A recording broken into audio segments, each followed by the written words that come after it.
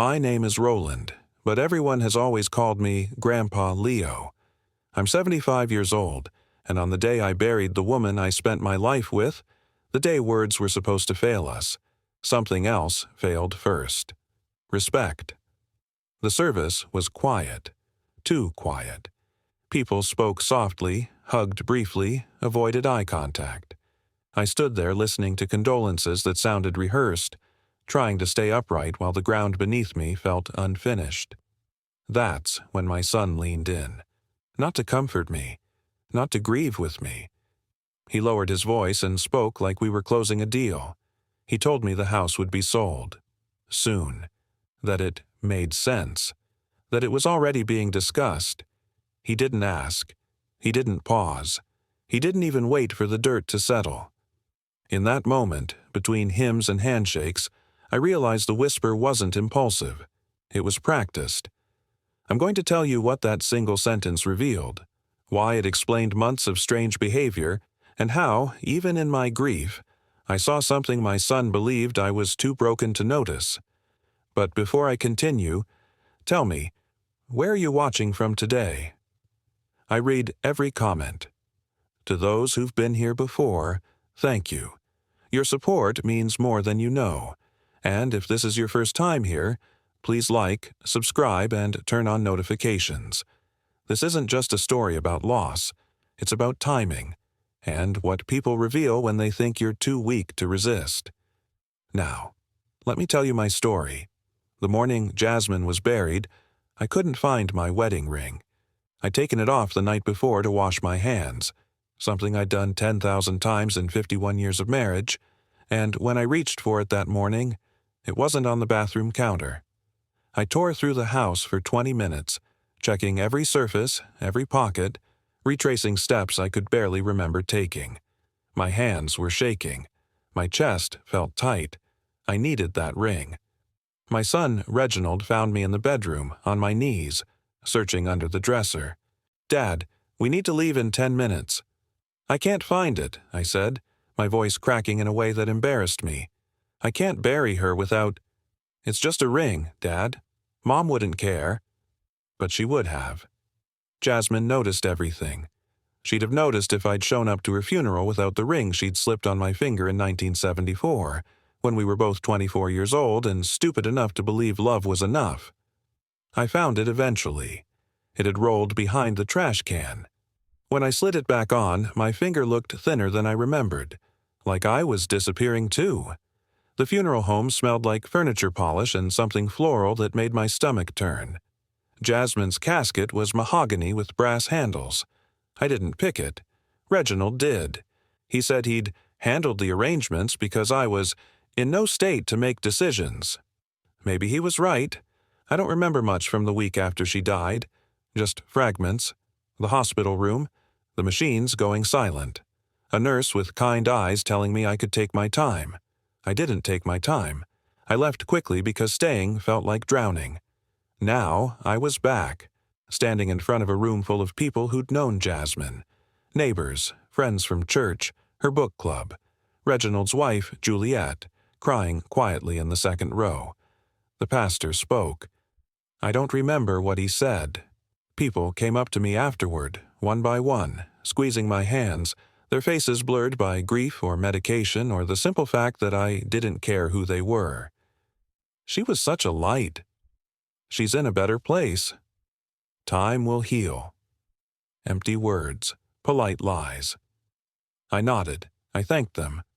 I stood there like a mannequin in a suit I'd worn to Reginald's college graduation 30 years ago, back when the sleeves didn't hang loose on my arms. That's when Reginald appeared beside me. He smelled like expensive cologne and coffee. His suit was charcoal gray, perfectly tailored. He'd flown in from Charlotte 2 days ago and had been staying at a hotel instead of the house. Said it was easier. He put his hand on my shoulder, leaned in close and whispered, "Dad, we need to talk about the house. I've already spoken to a realtor. The market's strong right now. We should list it within the month." I turned my head slowly, not sure I'd heard him correctly. His expression was calm, practical, like he'd just reminded me to take my blood pressure medication. What? The house, he repeated, quieter now. It's too much for you to manage alone. 4 bedrooms, that big yard. Dad, you can barely mow the lawn anymore. We'll get you set up somewhere smaller, somewhere easier. People were still walking past us, still offering condolences, still pretending this wasn't happening. Reginald, I said slowly, your mother's casket is 15 feet away. I know, and I know this isn't ideal timing, but we have to be realistic. You can't stay in that house by yourself. It's not safe. Not safe. As if I were a child. As if 51 years of marriage and mortgage payments and Christmas mornings meant nothing, because now I was alone. We'll talk about this later, I said. There's nothing to talk about, he said, his tone sharpening just slightly. It's already decided. I'm trying to help you, Dad. I'm trying to make this easier. Then he straightened up, adjusted his tie, and walked away to speak to someone from Jasmine's book club. I stood there, numb, as the service continued around me. That night I sat in our bedroom, my bedroom now, staring at the empty side of the bed. Jasmine's reading glasses were still on the nightstand. Her book, The Late Bloomers Club, was face down at page 142. She'd never finish it. I couldn't bring myself to move her things.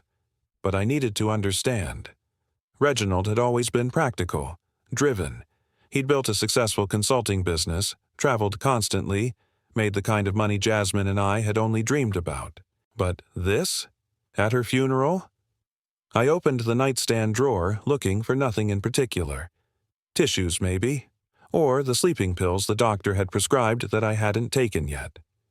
Instead, I found Jasmine's journal. It was small, leather-bound, the kind she'd ordered from a catalog years ago and filled with neat handwriting. I almost put it back. It felt like an invasion. But something stopped me. The last entry was dated 5 days before the stroke. My hands trembled as I read. I need to tell Roland about Reginald. But how do you tell your husband that your son has been lying to both of us? That I found the papers? That the account is almost empty? I confronted him yesterday. He told me Roland approved it, that Roland's memory is slipping, that I shouldn't worry him because stress isn't good for his heart. Am I losing my mind? Did Roland really agree to this? I don't know what's real anymore. The room tilted. I read it again, then a third time. What papers? What account? I stood up, journal in hand, and walked downstairs to the small office we kept off the kitchen. The filing cabinet was still locked. I found the key in the desk drawer, same place it had been for 30 years. Inside, our financial documents were organized the way Jasmine always kept them. Tax returns, insurance policies, bank statements. Except the bank statement stopped 8 months ago. Everything after that was missing. I turned on the computer, Jasmine's computer, the one she used for email and online banking. When I logged into our savings account, my stomach dropped. Balance, $4,147.83. We'd had over $340,000 in that account. 51 years of saving, of sacrifice. Gone. I didn't sleep that night. Couldn't. I sat at Jasmine's desk until sunrise, clicking through bank records, cross-referencing dates, trying to make sense of numbers that felt like a foreign language. By 6 a.m., I had a timeline. The withdrawals started 2 years ago. Small at first, $2,000 here, $5,000 there. Amounts that wouldn't trigger immediate alarm. Then they grew. $15,000, $30,000, $50,000 at once, always transferred to an account I didn't recognize, always authorized with a digital signature that looked like mine but wasn't. I printed everything, stacked the papers in neat piles on the desk the way Jasmine would have. Then I called the bank. The customer service representative was polite but distant. She asked for my account number, my social security number, my mother's maiden name. Mr. Roland, I'm showing several large transfers over the past 18 months. Were these authorized? No, I said, my voice steadier than I felt. I never approved any of this. A pause. Sir, These transfers were made using a power of attorney on file, signed by you in March of 2023. I never signed a power of attorney. Another pause, longer this time. Would you like to dispute these transactions? Yes. I'll need to transfer you to our fraud department. Please hold. Elevator music. 45 minutes of it. When someone finally answered, I explained everything again. The missing money. The signatures I didn't recognize. My wife's journal entry. Mr. Rowland, if this is indeed fraud, you'll need to file a police report and provide documentation. We'll also need a handwriting analysis to verify the power of attorney was forged. How long will that take? The investigation could take several months. Months. I thanked her and hung up. I needed help, professional help. I found Morrison Law Group online, small firm, good reviews, specializing in elder abuse and financial fraud. The receptionist scheduled me for that afternoon. Attorney Morrison turned out to be a woman in her late 40s with sharp eyes and a handshake that meant business. Her office was neat, organized, no nonsense. Mr. Rowland, tell me what happened. I did, all of it. The funeral, the whisper, the journal, the missing money. She listened without interrupting, taking notes in precise handwriting. When I finished, she leaned back in her chair. Do you have the power of attorney document? The bank said they have it on file. I've requested a copy. Good, I'll need to see it. I'll also need your wife's journal, bank statements, and anything else that documents the timeline. I handed her the folder I'd prepared. She flipped through it, her expression darkening with each page. Mr. Rowland, this is textbook elder financial abuse, forged documents, unauthorized transfers, exploitation of a trusted relationship. Your son could face criminal charges. The words hung in the air. Criminal charges? My son. How much can we recover? I asked. That depends on where the money went and whether it still exists. But first, we need to establish fraud. I'll file for an emergency injunction to freeze any remaining accounts in your son's name. We'll also contact the bank to reverse the power of attorney. She paused. I have to ask, do you want to pursue this? Once we start, your son will know. There's no going back. I thought about Jasmine, about her final months, confused and doubting herself, about the whisper at her funeral. Yes, I said, I want to pursue this. 3 days later, Morrison called. We got the power of attorney document. It's definitely forged. The signature's close, but not close enough. I've already contacted a handwriting expert. What else? I've been digging into where the money went. Most of it was transferred to an LLC registered in Florida under your son's name. But there's more. My stomach tightened. More.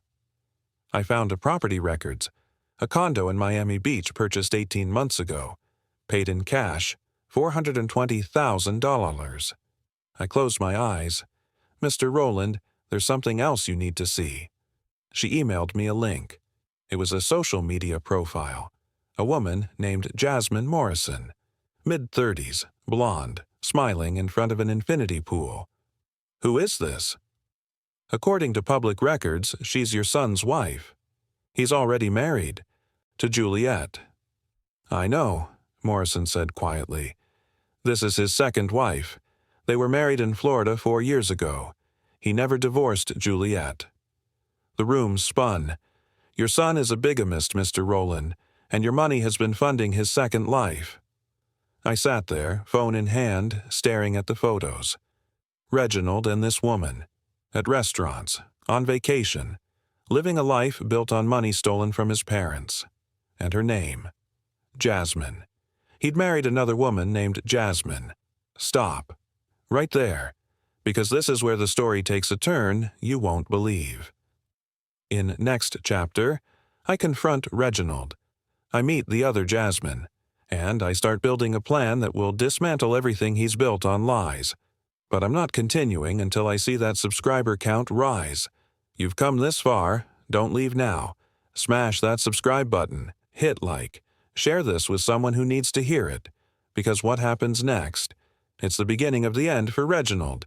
and you need to be here for it. Comment below, Justice for Leo. Let's make this count. Subscribe now. Thank you. Now, let's dive into it. I stared at that social media profile for 3 hours straight. Every photo felt like a punch to the chest.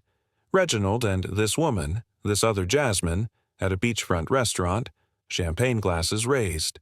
On a yacht, her hand on his chest. In front of the Miami condo, keys dangling from her fingers like a trophy. My money, my wife's name, my son's lies. Morrison called back the next morning. I've done more digging. Jasmine Morrison, the Florida one. She has no idea about Juliet. According to her social media, she believes she's Reginald's only wife. She posts about their 4-year anniversary, calls him her soulmate. Does she know where the money came from? I doubt it. From what I can tell, Reginald told her he's a successful consultant, which technically he is, just not successful enough to afford a $420,000 condo and the lifestyle he's been showing her. I rubbed my face, exhausted. What do we do? We contact her. Carefully. She's a victim here too, Mr. Rowland, but she's also a witness. If she cooperates, her testimony could be crucial. And if she doesn't? Morrison paused. Then we have a problem. But let me handle the initial contact. I'll frame it as a legal matter. Keep it professional. Meanwhile, I think we need to talk to Juliet. My daughter-in-law, married to Reginald for 32 years, the woman who'd sobbed through Jasmine's entire funeral. You think she knows? I asked. I think she suspects something. People always do. I drove to Reginald and Juliet's house that afternoon. The Colonial sat at the end of a cul-de-sac in a neighborhood that screamed upper-middle-class comfort. Manicured lawns, 2-car garages, basketball hoops and driveways. Jasmine and I had helped with the down payment 15 years ago when Reginald's business was struggling. Now, I wondered if anything he'd ever told us was true. Juliet answered the door in yoga pants and an oversized sweater. She looked thinner than I remembered. Tired. Her smile didn't reach her eyes. Leo, this is a surprise. Come in, come in. The house was immaculate. Too immaculate. Like nobody actually lived there. We sat in the kitchen and she made tea I didn't want. How are you doing? She asked, her voice soft. I've been meaning to call, but I didn't want to intrude. Juliet, I need to ask you something. Her hands stilled on the teacup. Has Reginald been acting strange? The last year or so? She looked down. Strange how? Secretive, gone more than usual, money issues. A long silence. Then, he's been traveling a lot, more than normal. He says it's work, but... She trailed off. But what? I found a credit card statement 6 months ago. Charges in Miami, hotels, restaurants. When I asked him about it, he said it was a business trip, but the dates didn't match what he'd told me. What did you do? I believed him. Her voice cracked. I wanted to believe him. We've been married for 32 years, Leo. You don't just stop trusting someone after that long. I reached across the table and took her hand. Juliet, I need to show you something. I pulled out my phone and showed her the social media profile. She stared at it, then grabbed the phone from my hand, scrolling frantically through the photos. Her face went white. Who is she? Her name is Jasmine Morrison. She's Reginald's wife. That's not funny. I'm not joking. He's already married, to me. I know. She stood up so fast the chair fell backward. You're lying. This is some kind of mistake. He married her 4 years ago in Florida. He never divorced you. He's been living 2 lives, Juliet, and he's been funding it with money he stole from Jasmine and me. She pressed her hands against the counter, breathing hard. I think I'm going to be sick. I waited. After a moment, she turned to face me, tears streaming down her face. I knew something was wrong. I knew. But every time I questioned him, he made me feel crazy, paranoid. He said I was stressed, that I was imagining things, that I needed to trust him. He did the same thing to Jasmine. Near the end, she thought she was losing her mind. Juliet covered her mouth with her hand. Oh, God. The stroke. The stress didn't help. She sank into the chair, sobbing. I let her cry. There was nothing else to do. Finally, she looked up at me with red, swollen eyes. What do we do? We fight back, I said. But I need your help. Morrison met with both of us the next day. She laid out the plan methodically, like she was building a house brick by brick. Juliet, you file for divorce immediately. Cite fraud and bigamy. We get a restraining order to protect you and secure access to financial records. Juliet nodded, her jaw set. Mr. Rowland, we file criminal charges, fraud, forgery, elder abuse. I've already contacted the prosecutor's office. They're interested. What about the other woman? I asked. I contacted her this morning. She's devastated, but she's willing to cooperate. She had no idea about Juliet or the stolen money. She thought Reginald was a widower who'd lost his wife to cancer. I closed my eyes. He'd used Jasmine's death, told this woman my wife was already gone years before she actually died, practiced his grief so it would sound convincing at the real funeral. She's filing for annulment, Morrison continued, and she's pursuing her own fraud case. Turns out Reginald took $150,000 from her too, her grandmother's inheritance. Jesus, Juliet whispered. Morrison leaned forward. Here's what happens next. We freeze all his accounts. We file a lien against the Miami property. We build an airtight case, and then we confront him, I said. Morrison shook her head. Mr. Rowland, I don't advise. I need to look him in the eye, before the police do, before the lawyers do. I need him to know that I know. That could jeopardize. I don't care. My voice was steady, cold. He whispered business plans at his mother's funeral. He gets to hear what I have to say face to face. Morrison looked at Juliet, who nodded. Fine, Morrison said, but you do it my way. Controlled environment, recording device, and you don't tell him anything specific until after we filed the paperwork. Understood? Understood.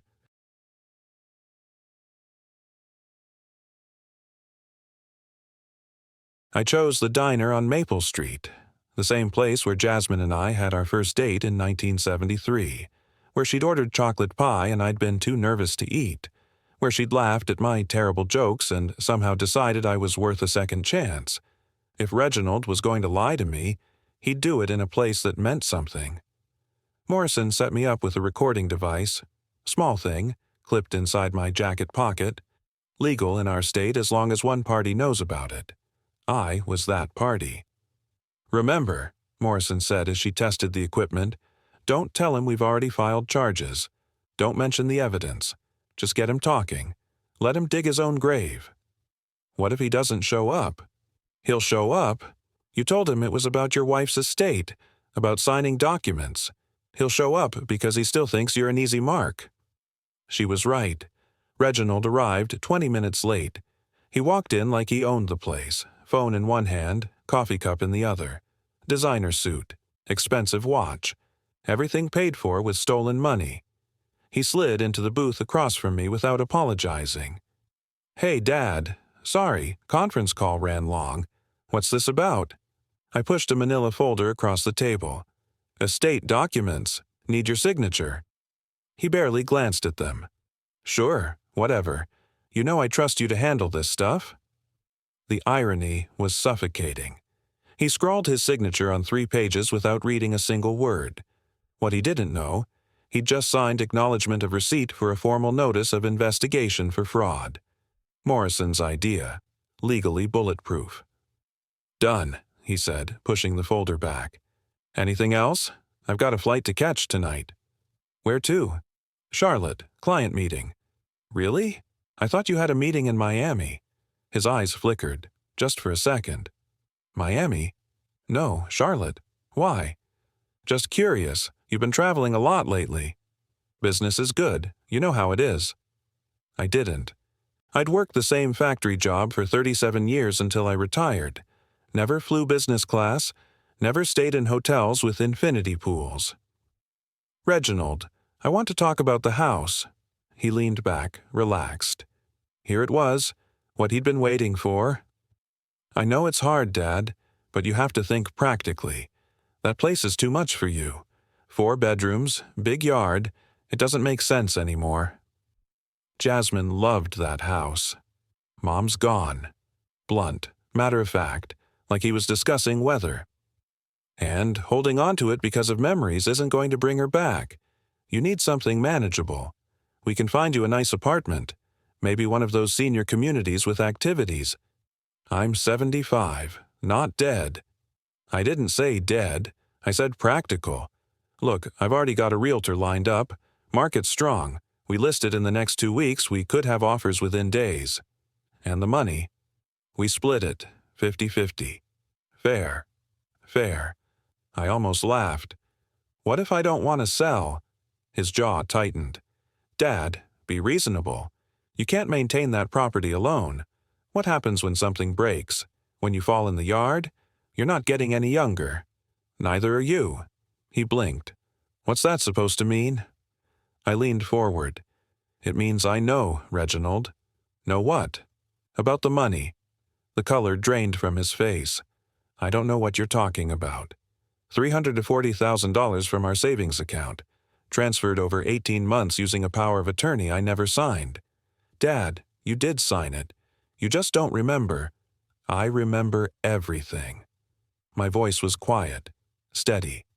I remember the day you were born. 7 pounds, 3 ounces. I remember teaching you to ride a bike in front of that house you want to sell. I remember every birthday, every Christmas, every moment your mother and I sacrificed so you could have a better life. Dad? I also remember that I never gave you permission to steal from us. He stood up abruptly. I didn't steal anything. You're confused. You're grieving. You're not thinking clearly. Sit down. Something in my voice made him freeze. I know about the forged signatures. I know about the Miami condo. I know about the LLC. I know about Jasmine Morrison. His face went white. Who? Your wife, your other wife. The one you married 4 years ago while still married to Juliet. The one you bought a condo for with our money. The one you told was a widower. He sat down slowly. You need to let me explain. Explain what? That you stole from your dying mother? That you made her think she was losing her mind when she caught you? That you whispered business plans at her funeral because you couldn't wait for the grief to settle before cashing in? It wasn't like that. Then what was it like? Silence. He stared at the table. I was in trouble, he finally said, his voice barely above a whisper. The business was failing. I had debts. I needed... So you stole from your parents. I was going to pay it back. When? No answer. You killed her, I said quietly. His head snapped up. What? Not with your hands, but the stress, the confusion, the betrayal. That stroke didn't come from nowhere, Reginald. Your mother spent her last months thinking she was crazy, doubting herself, doubting me, because of you. Dad, please. I would have helped you. My voice cracked. If you'd come to me, if you'd told me you were struggling, I would have given you everything, because that's what parents do. Tears were running down his face now. But you didn't want help. You wanted to take, and now you have nothing. What do you mean? I stood up, buttoning my coat. Morrison Law Group has filed criminal charges for fraud, forgery, and elder abuse. Juliet's filing for divorce and cooperating fully with the investigation. Your Florida wife is filing for annulment and pursuing fraud charges of her own. Every account you have is frozen. Every asset you bought with stolen money is being seized. His mouth opened, closed. Nothing came out. You're going to prison, Reginald. Not for long, probably. White-collar crime, first offense. You'll get a year, maybe 2. But everyone will know. Your clients, your friends. Everyone will know you're a thief who stole from his dying mother. I turned to leave. Dad, wait. I stopped at the door and looked back at him one last time. Don't call me that anymore. You lost the right.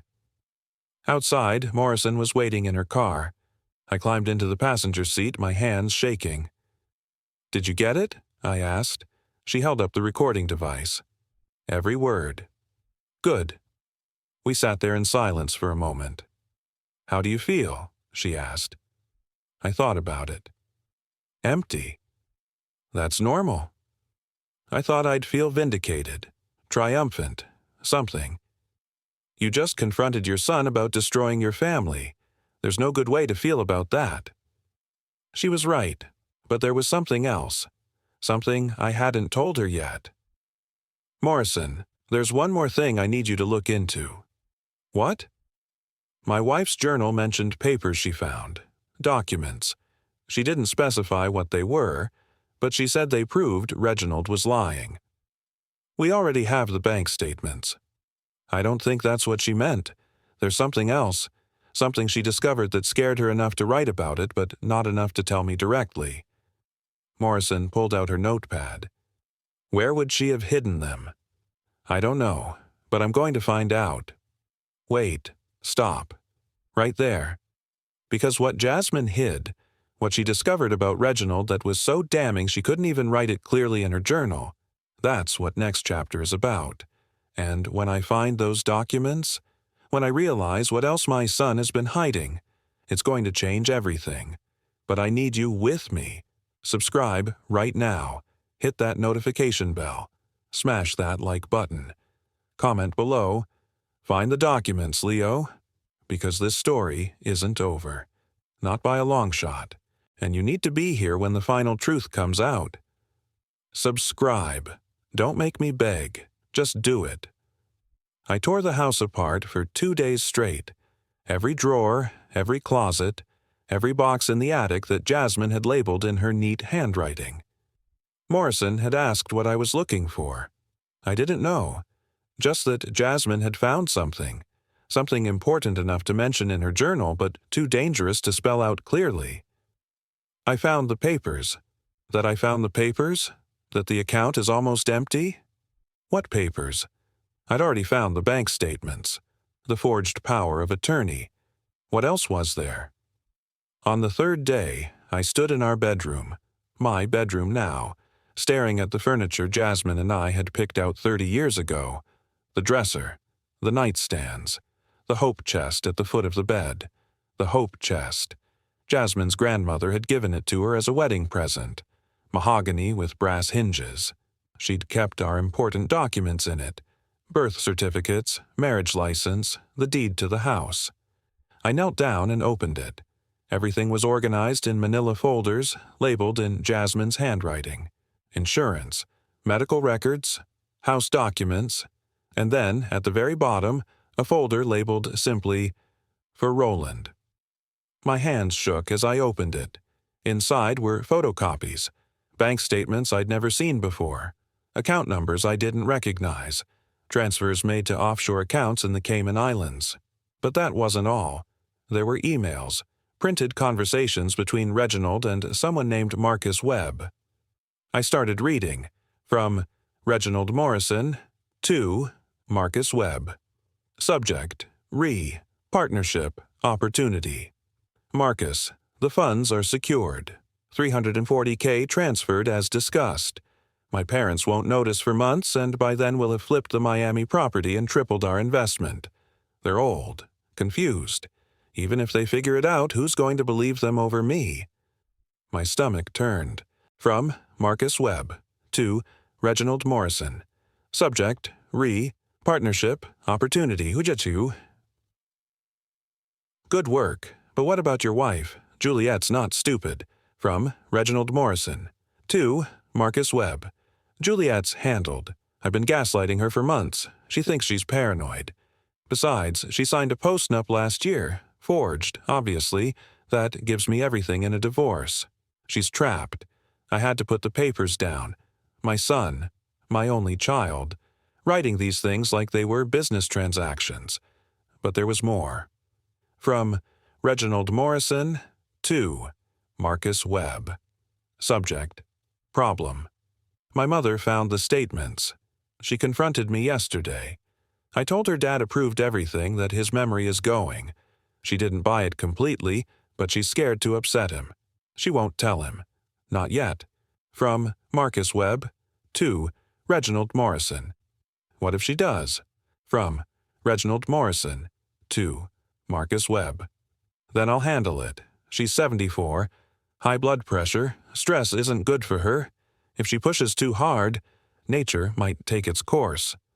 I stopped breathing. If she pushes too hard, nature might take its course. He didn't kill her, but he knew. He knew the stress would hurt her. He knew confronting him was dangerous for her health, and he did it anyway. He looked her in the eye and made her doubt her own mind, knowing it could kill her.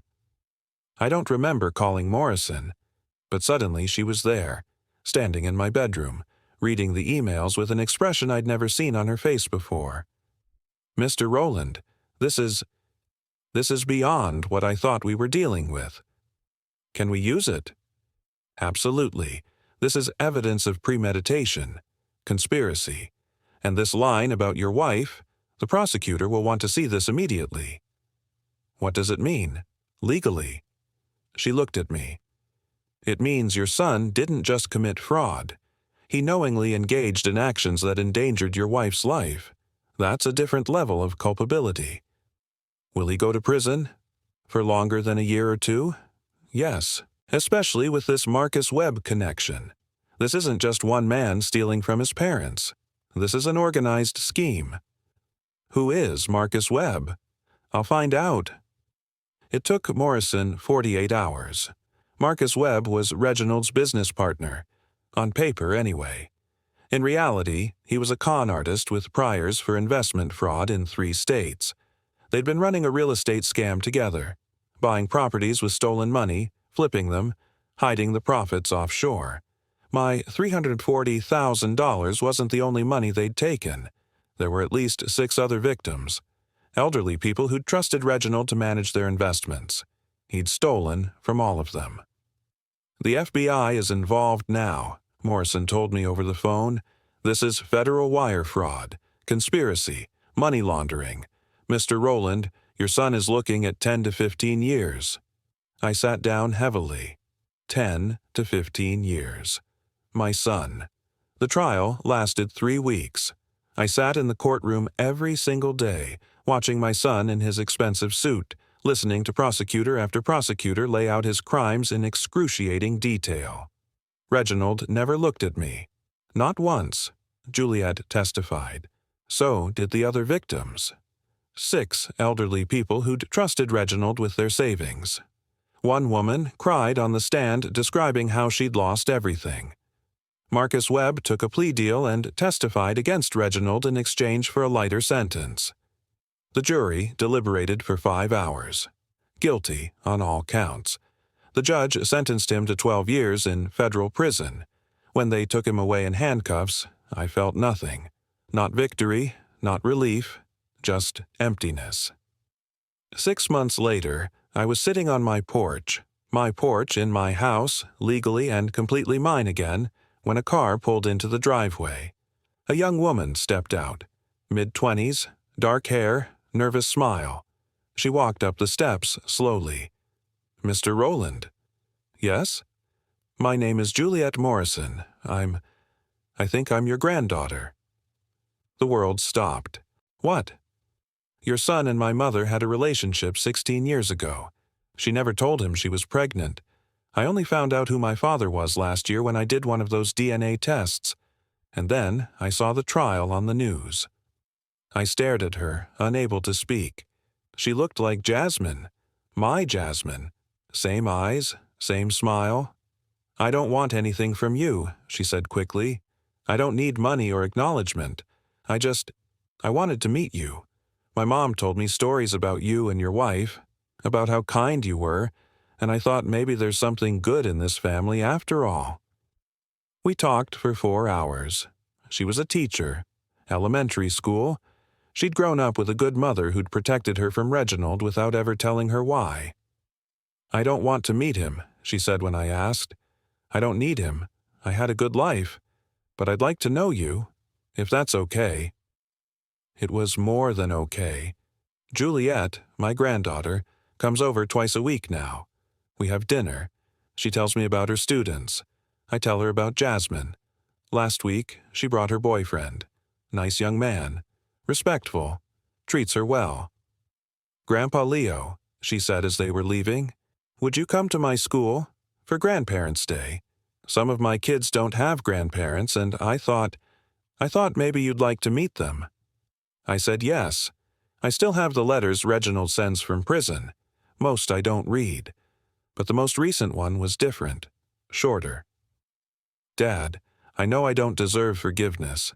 I destroyed everything. But I need you to know I remember. I remember you teaching me to ride a bike. I remember you staying up when I was sick. I remember being loved. And I destroyed it. I don't know why. I'm sorry. I haven't responded. Maybe I never will. But here's what I've learned. Revenge didn't heal me. Justice didn't bring Jasmine back. What saved me was this. My granddaughter showing up on my porch. This unexpected grace. This second chance at family. Reginald took 12 years of my future. He took Jasmine. He took my trust. But he didn't take everything. He didn't take the man I became because of Jasmine. He didn't take the love we built. He didn't take the memories. And he couldn't take this. Sitting on my porch with my granddaughter, telling her about the woman she was named after, watching her face light up with recognition of someone she'll never meet. That's not forgiveness. But it's enough. I'm 75 years old. My son is in prison. My wife is gone. But I'm still here, and every morning I choose to keep going. Not for revenge, for the life Jasmine and I built, for the granddaughter I found, for the possibility that something good can grow even from ruins. That's my story, and that's the end. But it's not really the end, is it? Because stories like this, they stay with us. They remind us that family can break us and save us, that justice exists, that life goes on. If Roland's story moved you, if it made you think about betrayal, resilience, and unexpected grace, then I need you to do something. Subscribe right now. Hit that like button. Share this story with someone who needs to hear it. Comment below and tell me, would you have forgiven Reginald? Could you move forward like Leo did? These stories matter because they remind us we're not alone. Subscribe and join this community. Because the next story, it's going to be just as powerful. Don't miss it. Hit that subscribe button now.